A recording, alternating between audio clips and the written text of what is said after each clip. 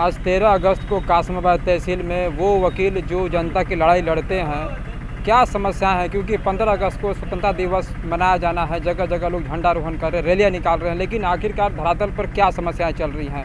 मैं वो वकील साथियों से बात करूंगा जो यहाँ की समस्याओं को, जन समस्याओं को रख रहे हैं, जो जनता को कहीं ना कहीं संतुष्ट नहीं कर पा रहे हैं। इनके सामने भी समस्याएं आ रही है। आखिरकार कब तक ये समस्याएं चलती रहेंगी? थोड़ा नज़दीक आ जाएँ आप जी, थोड़ा सा अपना परिचय दीजिए। बहुत बहुत धन्यवाद। मैं संतोष कुमार एडवोकेट, पूर्व अध्यक्ष हूँ तहसील बार एसोसिएशन कासमाबाद का।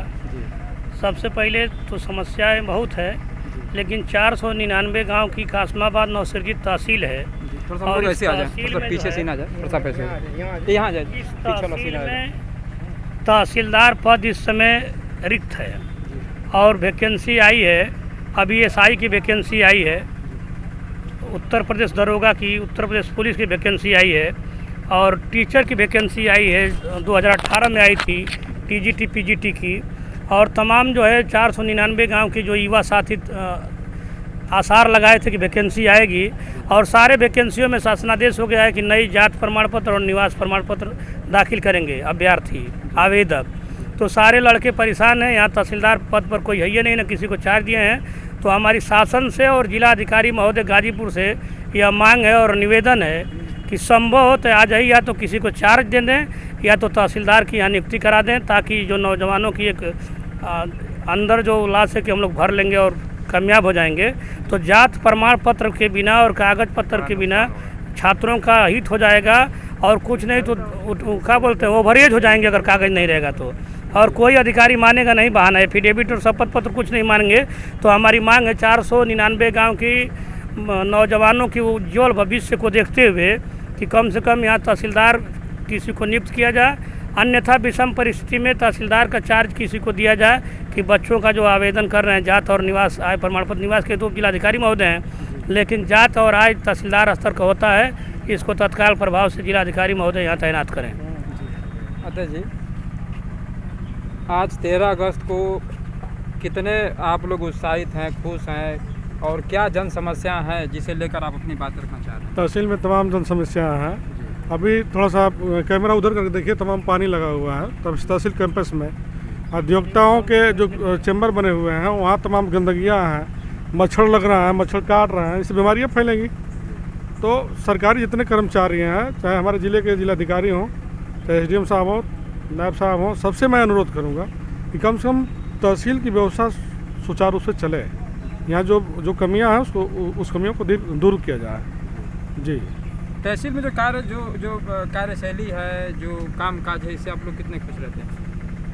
तहसील में जो भी काम है तो हमको लग रहा है कि 20% लोग ही, जैसे हम लोग वकील हैं तो 20% ही काम हो पाता है, और 80% देखिए कहीं ना कहीं अधिकारी को ही कहें और कर्मचारी यहाँ के लोग हैं, इनकी वजह से यहाँ लापरवाही होती है। आए दिन फाइलों की खोजबीन में भी लापरवाही होना, फाइल का न मिलना, बहुत से ही मतलब बाधाएं आती हैं हम लोग को। कोई भी फाइल को खोजना, वो अधिकारियों का मतलब हम लोग फैसला ना करा पाना, बहुत से परेशानी को देखना पड़ता है। और यहाँ हम लोग हर कर्मचारी से, अधिकारी से कह के थक जाते हैं, लेकिन कोई मतलब सुनने वाला भी नहीं है। यहाँ तक लेकिन हम लोग डीएम महोदय को भी कई बार ज्ञापन भी दे चुके हैं, लेकिन वहाँ से भी कोई नहीं रिस्पांस मिलता है। यहाँ एसडीएम साहब से भी और तहसीलदार साहब को भी मतलब कह हम लोग थक गए हैं, लेकिन कोई वैसा रिस्पांस नहीं मिलता है। और जनता भी जान रही है, आप पत्रकार महोदय हैं, आप देख सकते हैं कि चारों तरफ कितना यहाँ गंदगी है, क्या क्या है, कोई वो नहीं है। आप जहाँ किसी भी कार्यालय का देखिए, कोई भी सुव्यवस्थित नहीं है। तो जी, कितने खुशहाल रह रहे हैं इस समय कासमाबाद तहसील को अगर देख रहे हैं आप? सबसे पहले तो मैं आपके चैनल को धन्यवाद देता हूं कि आपने इस तहसील से संबंधित समस्याओं को उठाने का काम किया अपने चैनल के माध्यम से।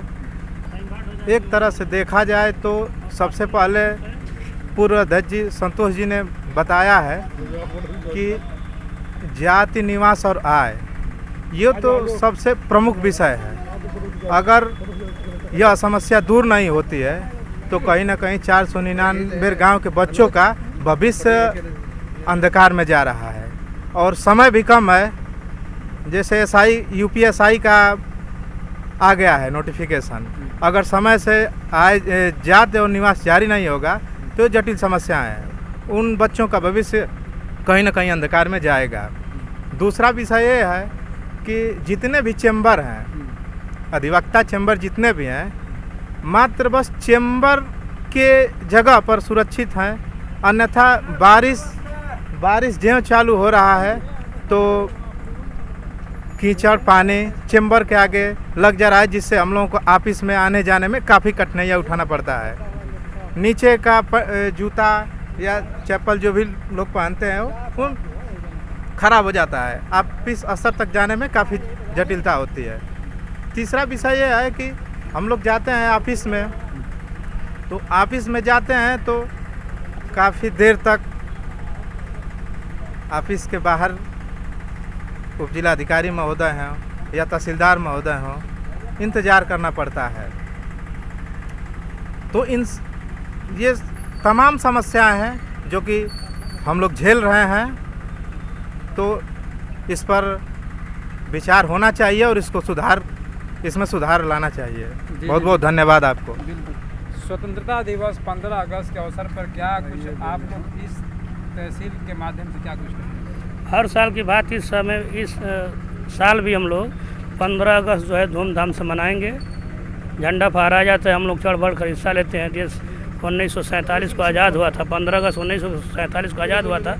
आज़ादी का हम लोग जश्न मनाएंगे और जो भी कुछ कमियां रहेगी उसे सुधार करने के लिए फिर हमेशा प्रयासरत रहते हैं हम लोग की। जो कमियां हैं, नई नवसृजित तहसील है, अधिकारियों का तो आना जाना लगा रहता है। अभी उप जिलाधिकारी महोदय गए, उप जिलाधिकारी महोदय आए, तहसीलदार की कथा हम आपको बताई।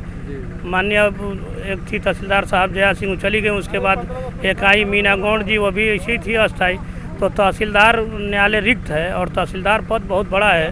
तहसील का मालिक तहसीलदार होता है, इसलिए हमारी शासन और प्रशासन और जिलाधिकारी महोदय से मांग है कि तत्काल 24 घंटा के अंदर तहसीलदार की यहाँ नियुक्ति किया जाए। बिल्कुल समय समय से बिल्कुल कासमत तहसील में कितना विकास हो रहा है, क्या समस्या है, जन समस्या उन्हें मैं दिखाते रहूँगा।